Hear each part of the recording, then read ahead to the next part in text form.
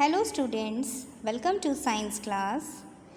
Today we will continue with chapter 4 materials, metals and non-metals, and today's topic is displacement reaction.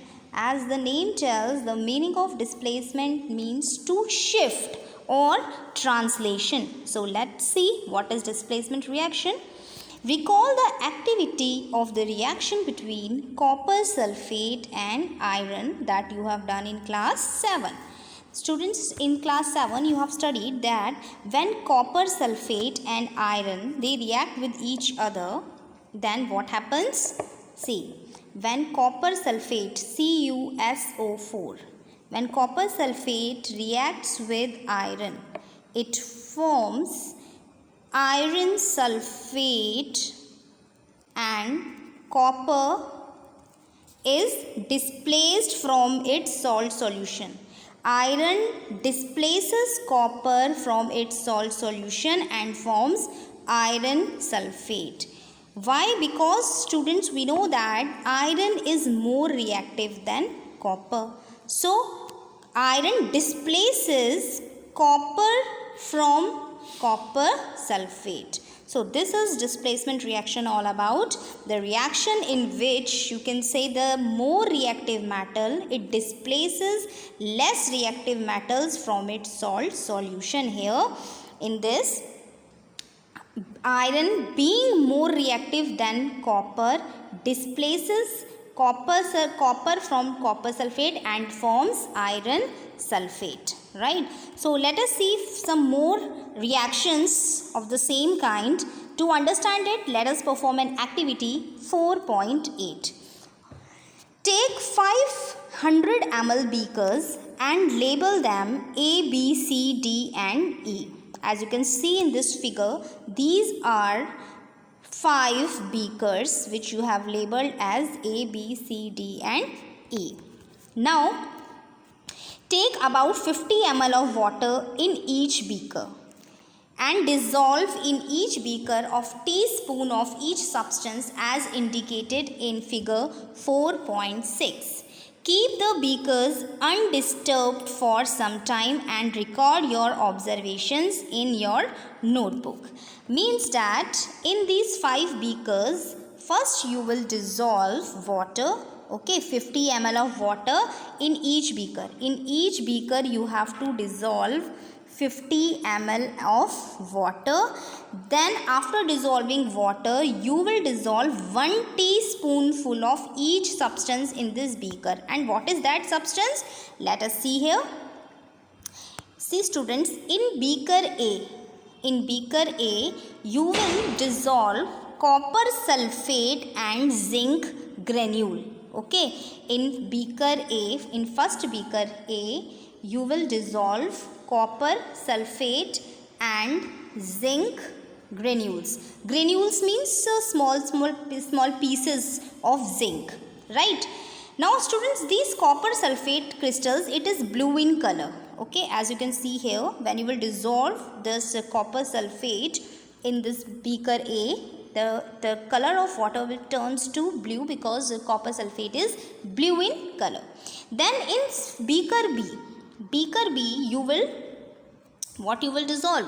You will dissolve copper sulfate and iron nails. Okay, in second beaker you will dissolve copper sulfate and iron nail. Then in beaker C you will dissolve zinc sulfate and copper turnings. In beaker D you have to dissolve iron sulfate and copper turnings. And in beaker E you will dissolve zinc sulfate and iron nails. Okay, and after dissolving all these substances, you will keep the beaker undisturbed for some time. Okay, around 15 to 20 minutes you will keep the beakers undisturbed and you will record the observations. So, after some times, what will happen, students? What changes do you observe in the various beakers? You have read that one metal displaces another metal from its compound in its aqueous solution. Just now what we read, that a more reactive metal, it displaces less reactive metal from its salt solution. Okay, now as we know that in first beaker, okay, see here, what is the change in their color? Before, the color was blue. Beaker A, the color was blue when you have dissolved copper sulfate and zinc granules, and after some time, after 15 to 20 minutes, when you left the beaker undisturbed, what will happen?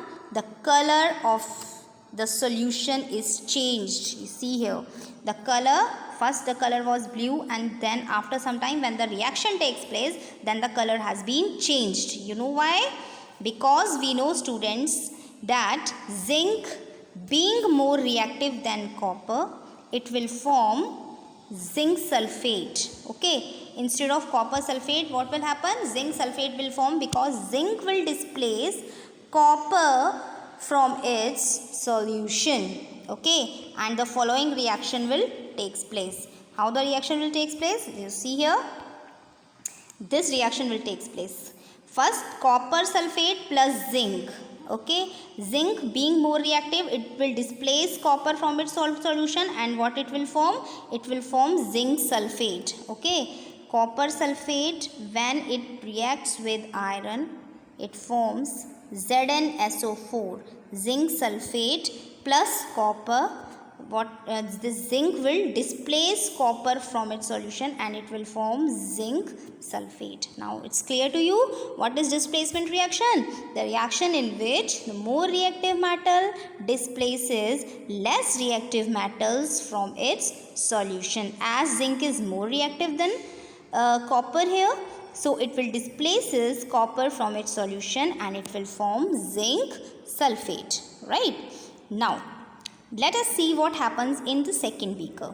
In second beaker, beta, copper sulfate and iron nails we have taken, and you can see that the color also changes. Before color was blue, and after reaction the color has been changed to green. Why? Because again the same thing, that iron being more reactive than copper, it will displace copper from its solution and it will form iron sulfate. Okay. Now students, see here, in beaker C, D and E. C, D and E, there is no change in color. Before and after the color is same. Why? Let us see why it is so. In beaker C, beta, we have taken zinc sulfate and copper turnings. Now, as we know that zinc is more reactive, so copper will not be able to displace zinc from its solution, so no reaction will take place. Similarly, in beaker D, iron being more reactive than copper, then copper will not be able to displace iron from its solution. So here also no reaction will takes place, so there will be no change in color. Then in beaker E, zinc sulfate and iron nail, zinc is more reactive than iron, so iron will not be able to displace zinc from its solution, hence no reaction will take place and there will be no change in the color in beaker C, D and E. Okay, I hope you all have understood this concept, that what is displacement reaction. Okay, there will be no change in color in beaker C, D and E, because copper and iron, they are less reactive than zinc and iron, so no reaction will take place in these three beakers. So by this activity, beta, we have concluded that the reaction in which more reactive metal displaces less reactive metals from its salt solution, that reaction is known as displacement reaction. Now we'll move towards our next topic, that is uses of metals and non-metals. You should be able to guess why metals are used in making machinery, automobiles, aeroplanes, trains, satellite, industrial gadgets, then cooking utensils, water boilers, etc. For making all these machinery, automobiles, trains, aeroplanes, industrial gadgets, we use metals. Okay, now here are some interesting facts. We are sure that you will be able to guess them right. So here are some puzzles for you all, and you have to solve these interesting facts which is based on non-metals. Okay, so let us see what are the uses of non-metals. You have to guess it. First is, non-metal is essential for our life, which all living beings inhale during breathing. Now you have to guess here, which element is this? Which non-metal is used for by all the living organisms during breathing? Your answer is oxygen. Oxygen is a non-metal and it is used by we all living organisms to inhale during breathing. Right? Second, non-metals used in fertilizers to enhance the growth of plants. We know that we use nitrogen and phosphorus. These are the non-metals which we use in fertilizers to enhance the growth of plants. So our second answer is you can write nitrogen and phosphorus. They both are what? They both are non-metals, nitrogen and phosphorus. Okay. Then third, non-metal used in water purification process.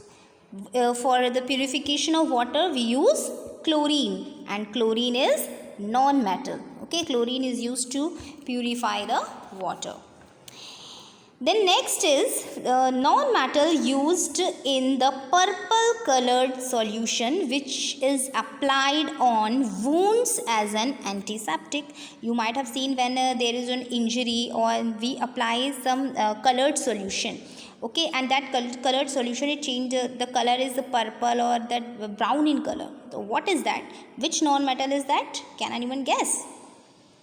Yes, the answer is iodine. Iodine solution, iodine. This iodine solution, beta, it acts as an antiseptic, means it prevents the growth of microorganisms. Okay. Now next is non-metal used in crackers. So we know that in crackers we use sulfur. Okay, what we use? We use sulfur, phosphorus and nitrogen. These non-metals, they are used in crackers. Okay. Now you may add some more uses of metals and non-metals from your experiences. More uses. So in metals we can say that like gold, silver and platinum. These metals, they are used for making jewelry and other decorative items. Silver being shiny metal, it is used in coating the surfaces of reflectors in the solar cookers and at solar power stations. Okay, these some more uses you can add. Then non-metals, beta, what else you can add? The diamond. Diamond, it is a form of carbon. Okay, diamond is non-metal. It is not metal, though it has shiny appearance, but it is a non-metal. Diamond is a form of carbon and is one of the most expensive substances on the earth. It is widely used as a gem for making jewelry. Due to their hardness, they are also used for cutting rocks or glasses. Then graphite. Graphite non-metal. Okay, graphite is non-metal, which is a good conductor of electricity and therefore it is used as an electrode. It is also used in the manufacturing of pencils. Then sulfur. Sulfur is used as in the manufacture of sulfuric acid, dyes, matches and fireworks. अभी हमने पढ़ा था यह कि sulfur, it is also used in what? In crackers. Okay. So, and gunpowder, fireworks, this sulfur non-metal is used, and it is also used in many medicines and as a fungicide to kill harmful fungi. So, these are some uses of metals and non-metals. So, students, your chapter is completed. I hope so you all have understood the chapter. Thank you.